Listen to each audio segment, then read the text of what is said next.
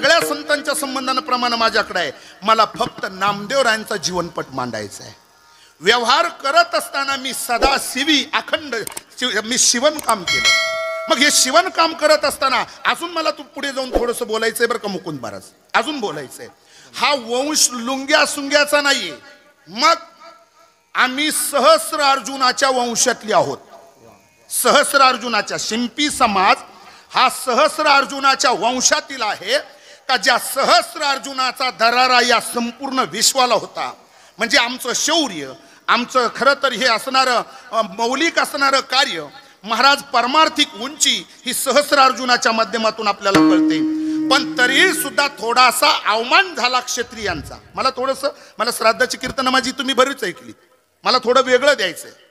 महाराज या जगतामध्ये एका महात्म्याचा अवमान झाला आणि आपल्या बापाचा अवमान झाला म्हणून बदला घेण्यासाठी त्यांचा बलदंड असणारा मुलगा त्याने 21 वेळेस पृथ्वी निक्षत्रिय करण्याची प्रार्थना केली. आता तुम्हाला सांगायची गरज नाही. त्याचं नाव आहे परशुराम आणि बापाचं नाव आहे जमताग्नी.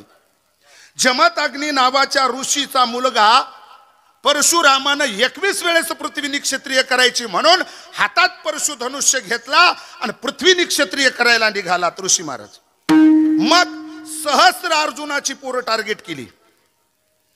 त्यातली 95 पोरं मारली. त्यातली 95 पोरं मारली. शर्मन 5 पोरं लपली. त्यातली सहस्र अर्जुन महाराज त्या सहस्र अर्जुनाची 5 पोरं लपली आणि नजर गेली त्या ठिकाणी परशुरामाची. लपलेल्या पोरांना विचारलं, अरे तुम्ही कोण आहात? तुम्ही कोण आहात? क्षत्रिय का? त्यांनी सांगितलं नाही, आम्ही छिपी आहोत. छिपी म्हणजे लपणं. छिपी नावाचाच अपभ्रंशानं पुढे शिंपी झाला. विठ्ठल